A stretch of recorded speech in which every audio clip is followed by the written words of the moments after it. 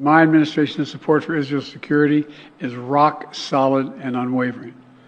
Let me say this as clearly as I can. This is not a moment for any party hostile to Israel to exploit these attacks to seek advantage. The world is watching.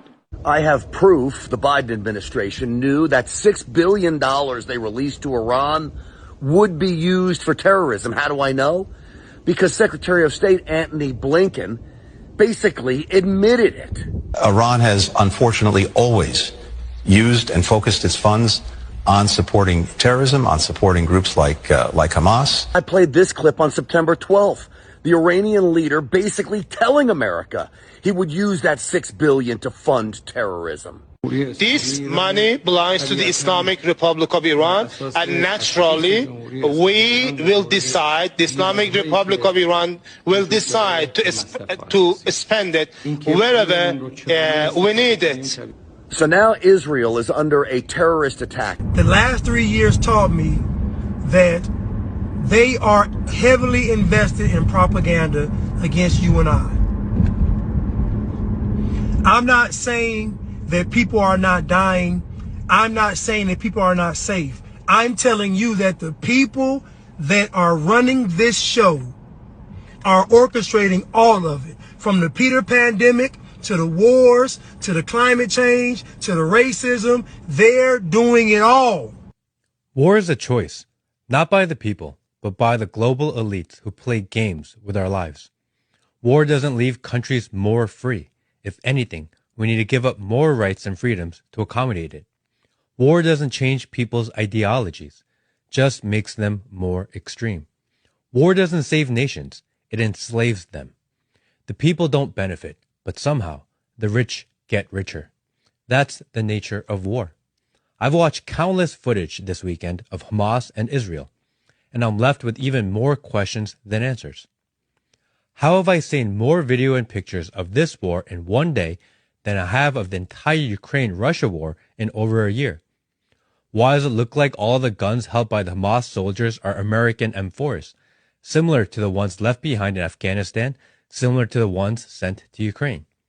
What happened to Israel's Iron Dome, most advanced anti-missile defense system in the world? How was the region bombarded by missiles? Where were the intelligence agencies on this? Mossad, CIA. How is it possible that they are caught completely off guard? These guys are supposed to be the best of the best. Common sense should tell us that this unprovoked attack was a setup. You don't think Benjamin knew about this? You don't think these global leaders know? Think about 9/11. Think about 9/11. I remember when Cynthia McKinney said the government had prior knowledge of 9/11 and they canceled her. Just for the government to come back and say we have prior knowledge of 9/11. As soon as the funding for Ukraine is cut off and the American people unanimously refuse to send more money to war, we are flooded with footage of another war. And the chance of war quickly rises from the ashes. We run and rush to pick a side. We see the heartbreaking videos and are overcome by anger. The reality? The same group of people are funding both sides of the conflict. Our tax dollars contribute to the death and chaos for all the innocent lives. And no one benefits from this mayhem except the leaders calling for more destruction.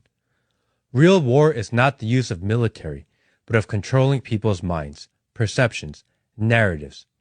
We stand with Israel, free Palestine, while we pound our chests, how quickly we forget the problems within our own borders. Again, nobody wants to see war. So think about it. The Bible says the Antichrist is going to bring peace. So if the Antichrist is going to bring peace, what makes you think the conflicts aren't scripted so the Antichrist can bring peace?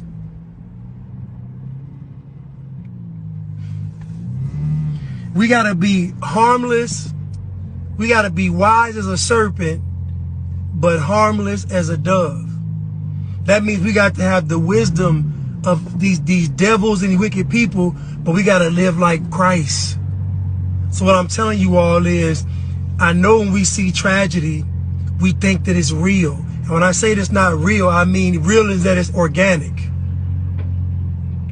I'm not saying folks aren't dying.